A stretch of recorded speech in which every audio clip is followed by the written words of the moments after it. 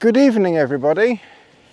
It's just gone 6 and I'm walking into camp. The sun is setting in about 10 to 15 minutes, but the Fenix 6X very helpfully tells me that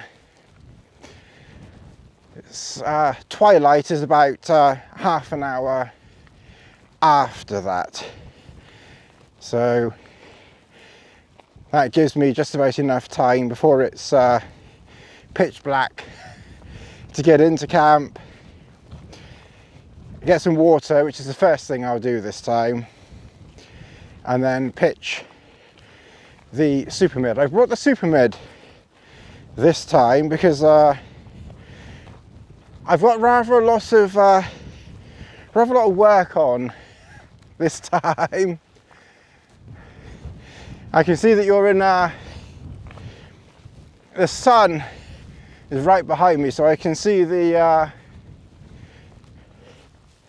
mirror. I've got the mirror or the screen flipped up. I can see 3/4 of it behind the mic thing. Hopefully I will do a video on the mic, although I may have to do that on my phone, because if I'm going to show the mic and it's on the camera, I can't very easily film it that way, so I probably will use the phone just for that. Obviously I've got the MLD Pro Poncho and the MLD Event Bivy, which is a fully waterproof bivy, so that will be quite a brand new thing for me to, you know, try out, and we'll see how that goes, see what the weather's like, and hopefully sleep out in that one night. I'll sleep in the super mid tonight and probably tomorrow, and then I'll brave the bivvy the third night, which should be fine. I can't see it being a problem at all. It will need sealing, so I'm going to have to do that here. I just don't have time at home to do that, so I'm just never going to get around to that. So that's kind of like why I brought the super mid. So the weather looks good, or good enough, but I brought the super mid on the off chance that it rained or wasn't so nice. I could still seal the Event Bivy and the Poncho, because that will need sealing as well. But the weather looks good, so I should be able to pitch the Poncho and seal it pitched, which would probably be better. Okay, well, I'm going to stop recording now. Hopefully that came out okay, and I will catch you a bit later or in the morning. Okay, well, the time is 10 to 7. 10 to 7, and it's the sun's gone down. You can only see me because I'm on ISO 32,000 or something like that. I've pitched the super mid. What I've done, I've pitched it almost corner to the north, and someone once did ask me a question, you know, which angle do you pitch? Do you pitch a corner to the wind? Normally no, normally I'd pitch the back to the wind, but I did check the forecast, and the forecast is saying tonight and tomorrow the wind's going to be coming from the north, and sometime over the next few days it's going to be coming from the east and northeast. So I've kind of sort of hedged my bets a bit because I'm not on this trip planning on moving. I've got a lot that I want to film, and frankly I just want a rest. After my last walk, the Fenix said I needed 3 days to recover, and it's only a short walk, so it shows I'm not getting much rest or sleep at home.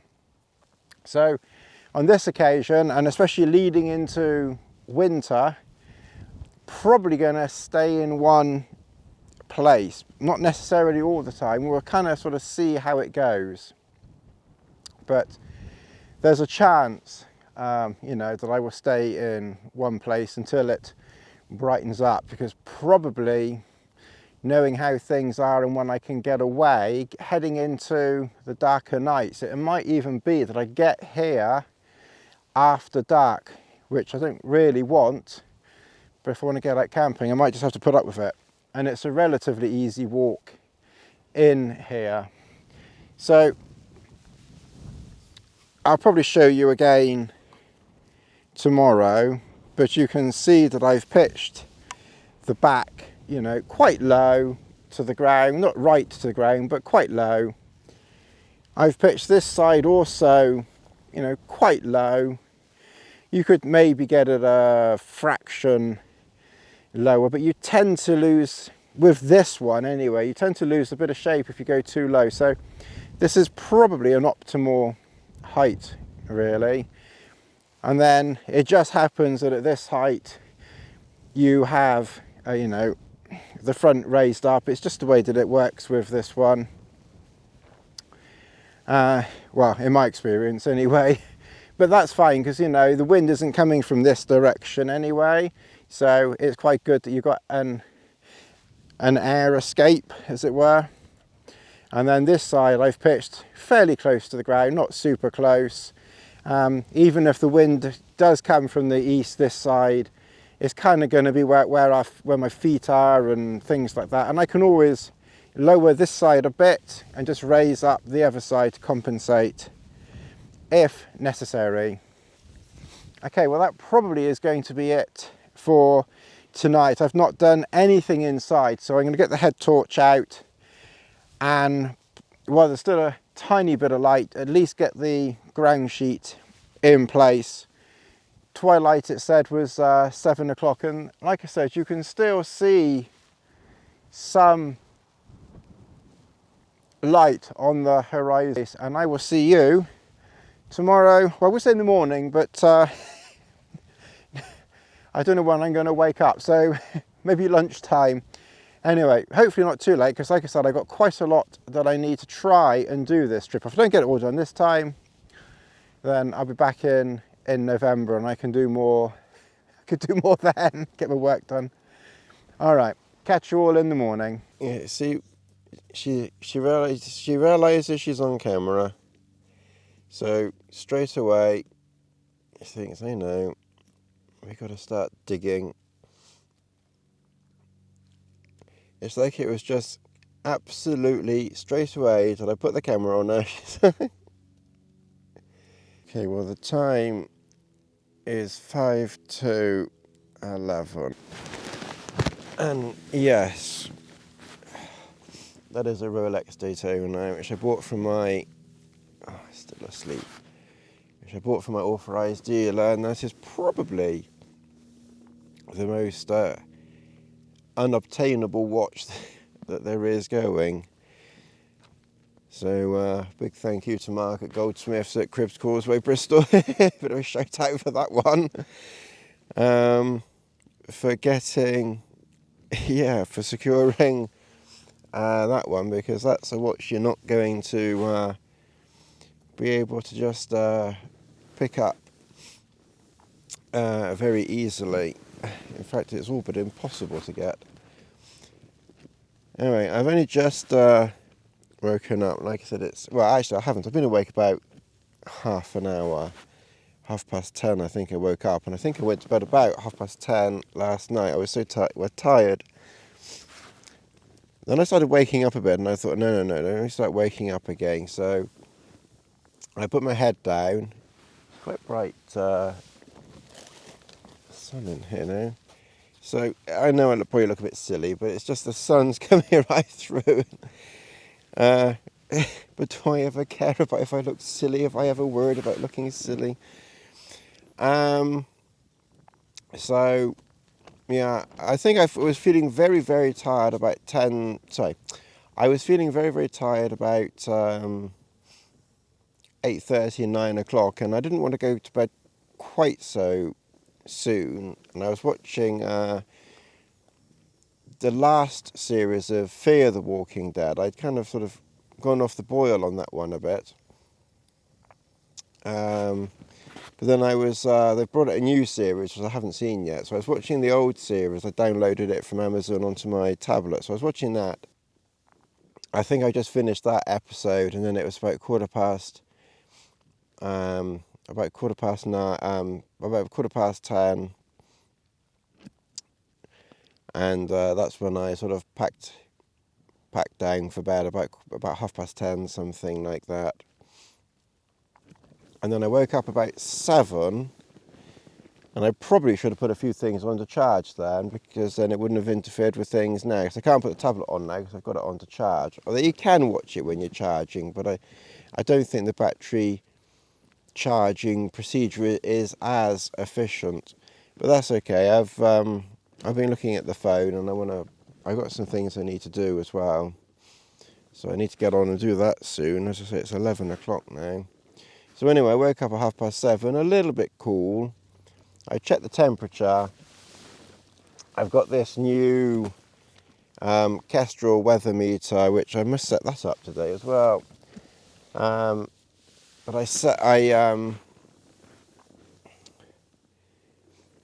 the last one, the battery's ruined, unfortunately. So I've got this one, and I can tell you the temperature went down at 7 o'clock this morning to 4.6, and that was the lowest that it went last night. And I'm in the new MLD Spirit quilt. This is the 38 version. So they do a 38, this is the 28 version. So they do a 28, 38 and 48, and that corresponds to Fahrenheit. So 28 obviously means that theoretically that would go down to about -2. Now, given that I was cool, no, I wasn't cold, but I was cool at 4.6 degrees. It's probably not a million miles away from -2, but I think there's probably quite a difference between -2 and 4.6 degrees. And given that I was starting to get quite cool then, I don't think I would be okay at -2 in this somehow. I'll try it a few more times. I might actually bring booties with me that I can put on if necessary. I have got, I can't reach it now, but I have got the inner that goes in here, and it's like a wafer thin sleeping bag. It's just a very, very thin material. It's almost like this type of material, and you just sort of get inside the sleeping bag, and that kind of adds maybe half of a degree or a degree. So I've got that which I could try as well, and just go inside. That might add a little bit, but I'm just curious about this, because I'm always using sleeping bags, and I was just curious about this quilt. It doesn't pack down as small as a feather sleeping bag, obviously, and it's not as light, and I can't tell you how heavy it is because I didn't think to weigh it, which is a bit stupid.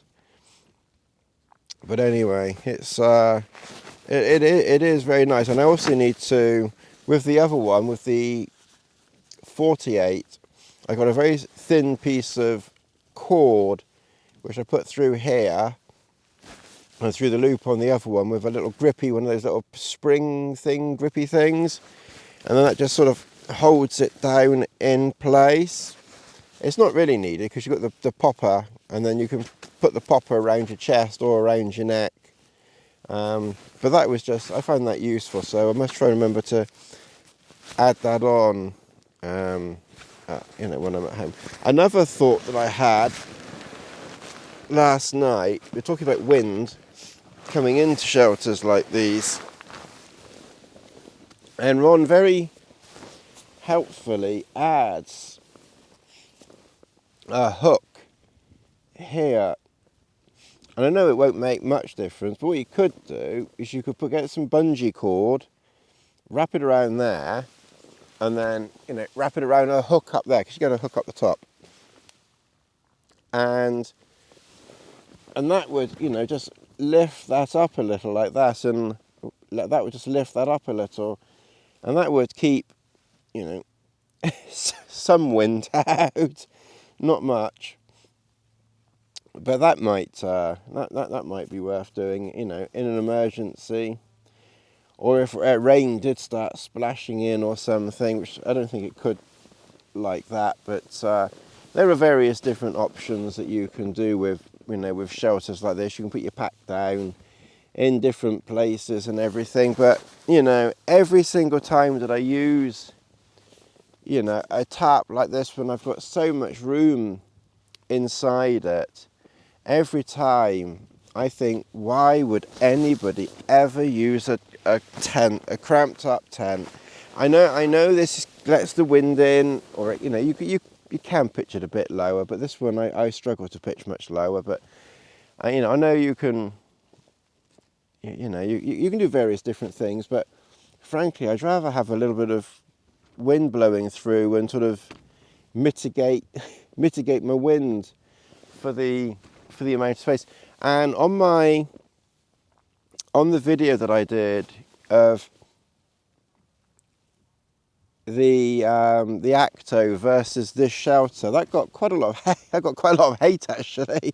Well, not hate, that's a bit strong, but it got quite a few dislikes.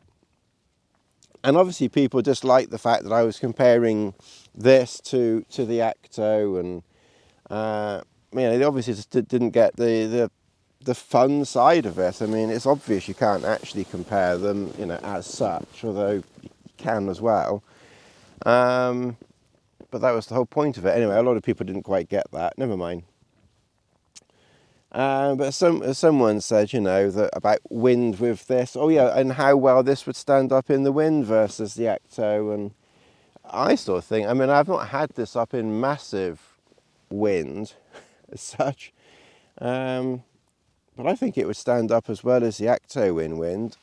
And also if sides bow in a bit in this, which they do, when it's very windy they do, you're still going to have a lot more room in here than the Acto, because the Acto, the sides are going to bow in, because they're soft as well. So, I still think even in wind, I'd be choosing this.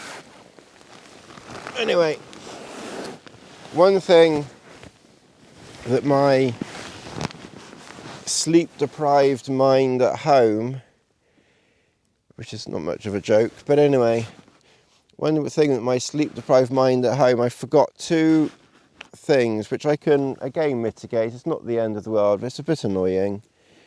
I forgot my porridge, and I forgot my cup of soups.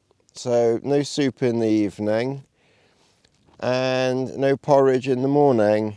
I don't know how I forgot those. It's a bit silly, because I was packing, I put plenty of these bar things in. I got loads of sweet bar, like Nutrigrains and Belvita breakfast cereal bars, and I put them all, or a lot of them, into a bag like this. And the bag was about 3/4 full, which is unusual. And I was like thinking, am I taking something less or something? And it never dawned on me that the reason why it was 3/4 full is because I hadn't put something in it that I needed to put in. Anyway, luckily, I've got in the habit now, because it's 3 nights, of bringing 2 lots of cheese. I've got plenty of crackers. I've got plenty of bread, well, just this bread and crackers. And when I go back home, I'm always taking food back with me. I'm always taking food back. Either there's a bit of bread left sometimes, or crackers. I'm always taking crackers back. I've got crackers that I've been bringing out that are more crackers than me, and they're, you know, like falling apart. I've brought them out and back so many times. So will probably give me a chance to use that. But I kind of sort of missed my porridge a bit this morning.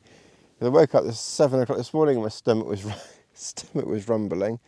Although given that I've put weight on because I'm not exercising as much, I'm more of a fat stomach these days than I like.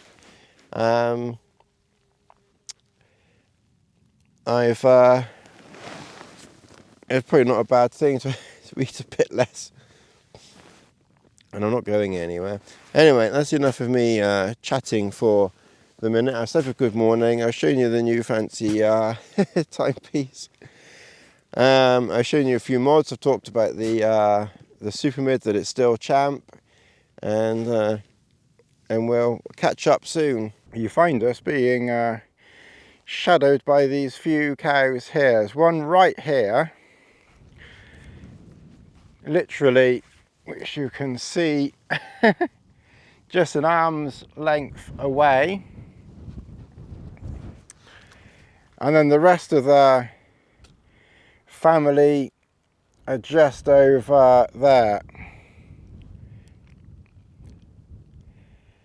And Lassie very sensibly, after I told her to go there, is gone under there, very sensibly out the way, because she used to bark at cows. She used to bark at cows a lot. I trained her out of chasing sheep.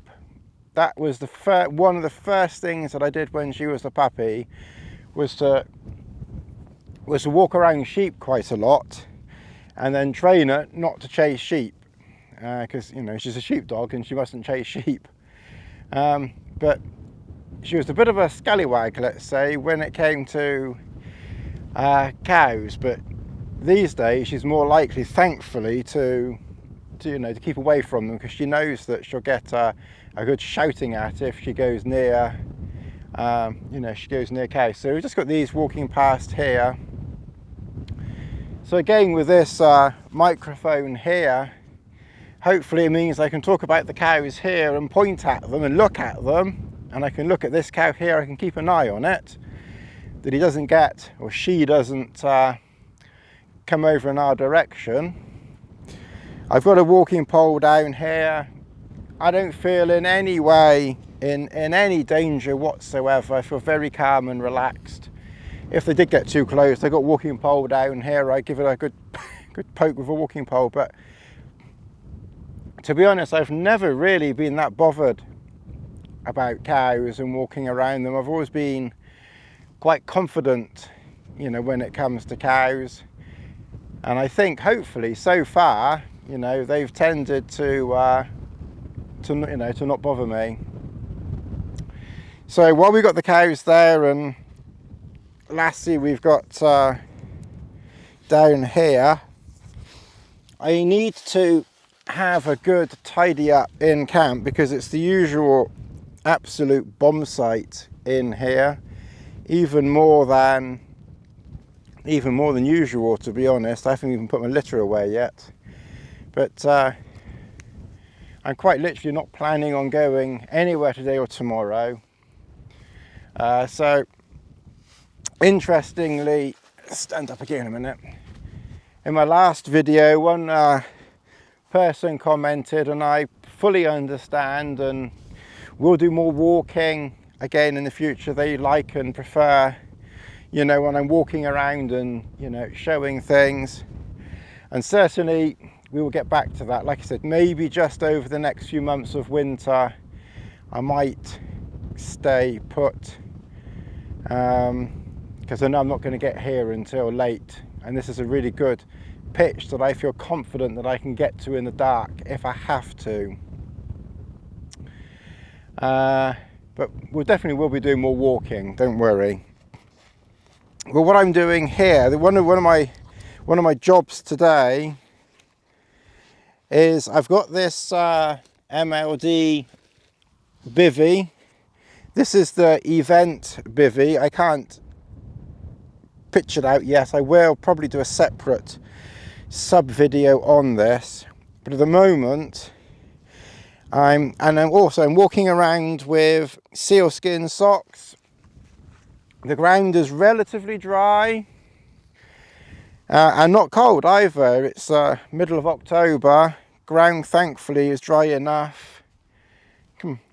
Ground is dry enough. I'm obviously not going to walk around with my normal socks on, although they probably would be okay, to be honest. There's a bit of lassie footage. Hopefully it's not so wet, you know, I can just walk around with the sealskin socks on, and it's not cold either at the moment.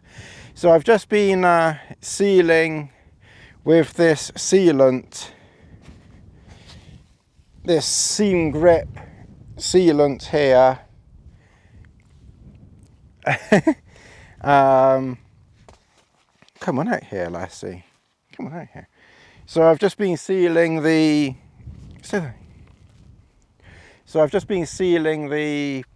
seams on the bivy. I'm just sealing it on the outside. Probably if you did it on the inside, it would probably look better, but I'm not in for looks. I'm in for efficiency, quickness, and I think doing it on the outside hopefully will you know, get into the seams more, and you haven't got the fold on the inside. So I'm hoping that by doing it on the outside it will be as good as the inside. I suppose it's more prone to wear and tear on the outside, but if it's got into the seams and I'm rubbing it in quite well with my fingers, hopefully it won't leak. And I don't think it's something I'll be using that often either, but and to be honest, whether I take it and use it by itself for 3 nights like I'm doing now, probably not. I'm not that brave and that rough, but about the rough, but I'm kind of sort of thinking it's just something that I wanted to test or try as part of a camp. So I'll get it sealed today, and then I will probably try it on the 3rd night. So not tonight. I'm gonna sleep in comfort tonight. I had 12 hours sleep last night. Very clearly needed 12 hours sleep last night. So I'm gonna get another good night's sleep tonight, hopefully. The weather forecast looks really good over the next few days anyway. So I'll pitch it up out here somewhere, just close by, and then sleep under that on the 3rd night, most likely.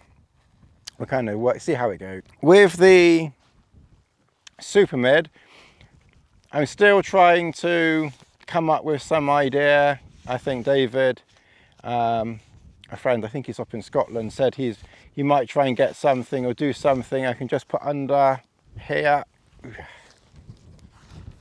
Because the only downside is if the wind changes direction, it will actually blow this like this, and when it blows it like that, obviously the rain then runs down here, down there and in. Now when the wind is coming from the side or the back, of course, that's not a problem, but it is a bit of a problem if the wind did a 180 on you. So I'm just looking for something just to we always need something to stiffen our stiffeners up a bit, so I just want something under there just to give that a little bit of a stiffen up, because if that's stiff then it won't be able to fold in, flap in. So that's just like a bit of a work in progress. Okay, the time has just gone 4. And we got a few more toys here. So this weather meter, I have got a separate video which I've nearly finished editing. This, as you will see in my other video, this is the Kestrel 5500, the 5500. And the only additional piece, it looks very, you know, fancy and complicated and heavy and etc, but actually it's not. The only additional pieces that I've had to carry with me for this trip is this piece here, which you attach to the top of a tripod, which we usually might have with us, and I'm certainly carrying more these days. So the tripod we already have. So the tripod we're already carrying. The weather meter we're already carrying. So the only additional piece is the plastic piece on the back for, you know, slotting it in. A piece here for attaching the meter to the tripod. A 6-inch 6-inch piece of plastic and like a tail vane to catch you know, the wind. And then what I did do is I glued on, so in my other video you won't see it, but I did glue on this little bubble thing here. It's, to be honest, I really don't think it's actually needed. I think it's pretty obvious whether it's level, and I doubt that it needs to be, you know, exactly level, you know, to function. So at the moment the wind speed is 6 miles per hour, 5 miles per hour.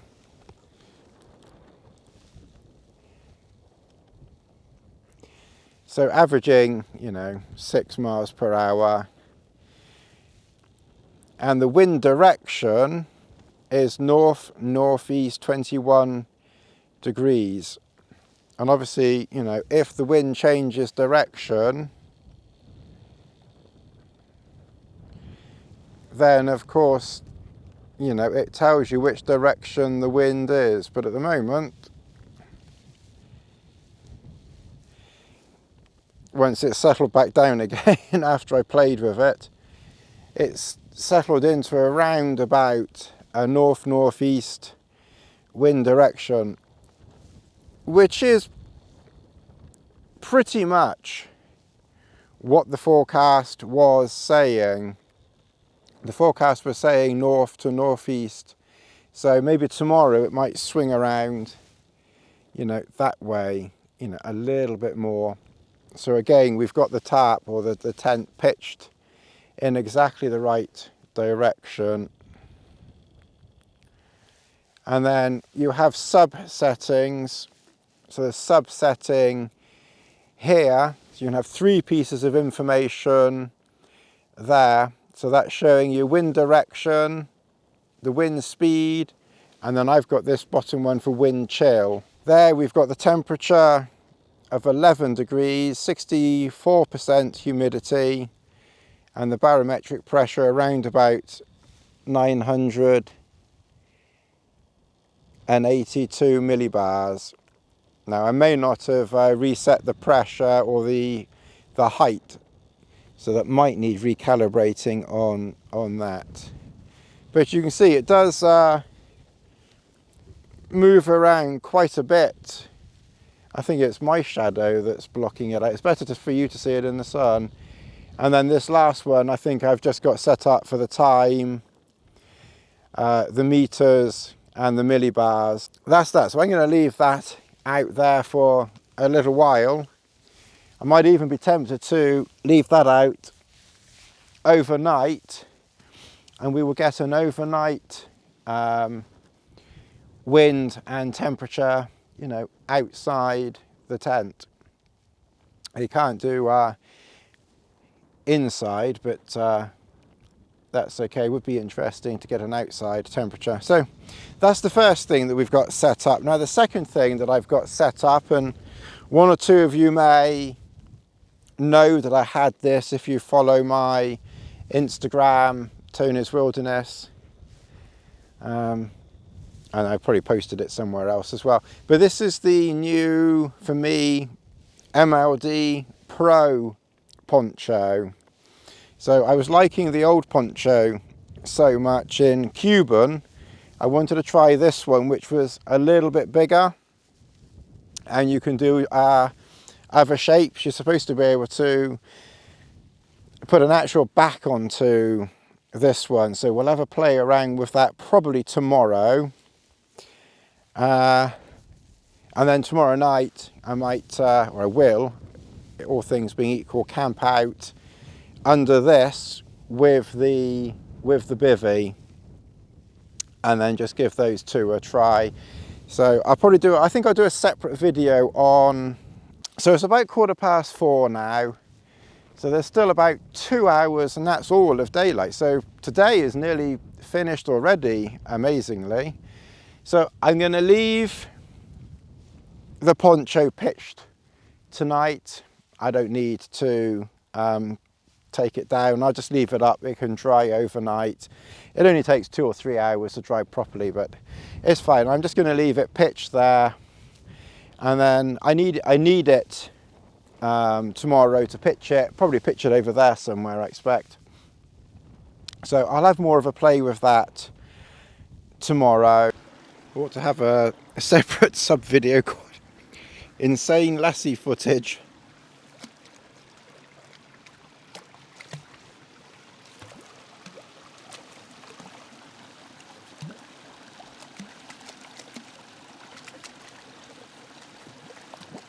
And you think she was trying to get out, but of course she's not. She's just playing with the water.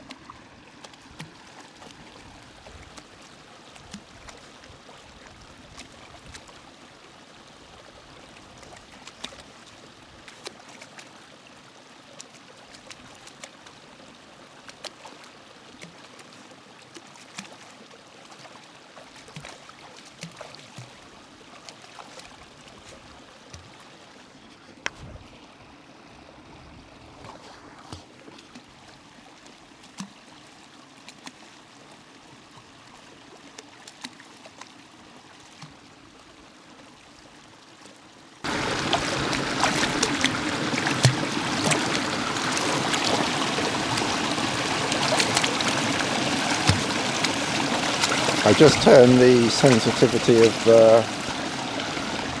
this up just to see if you catch more splashing sounds.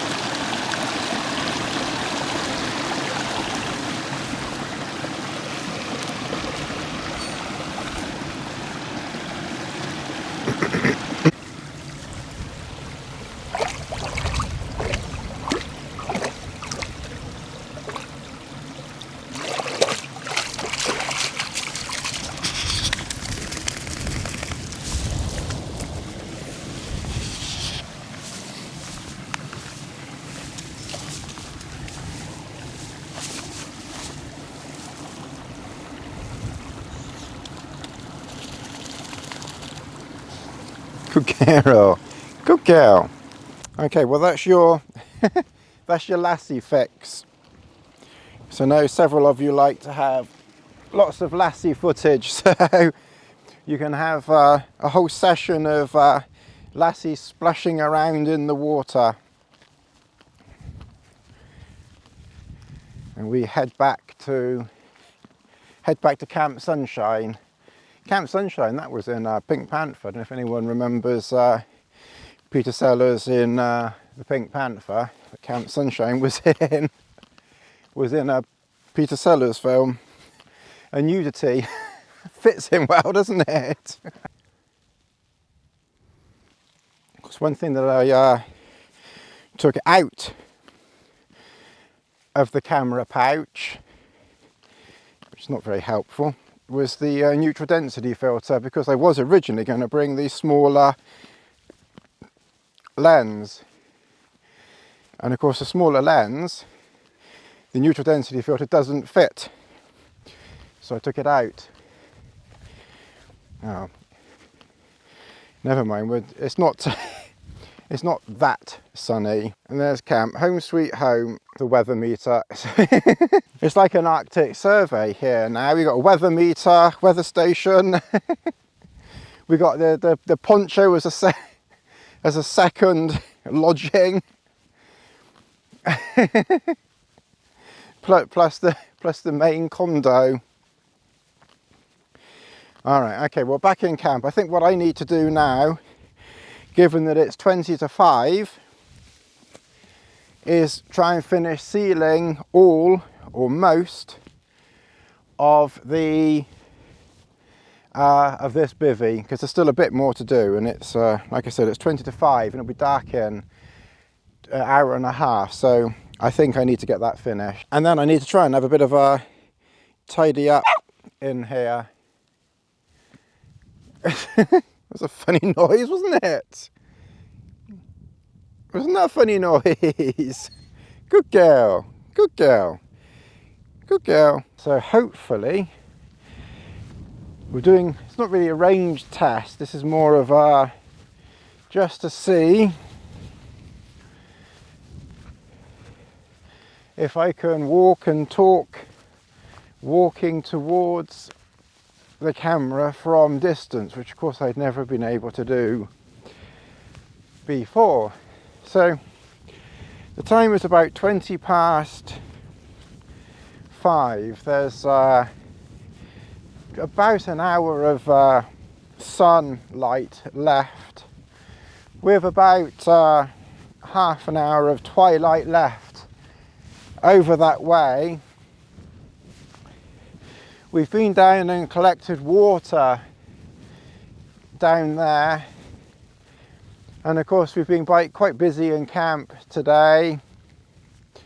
We've pitched the poncho, which you've seen. We seam sealed the bivy,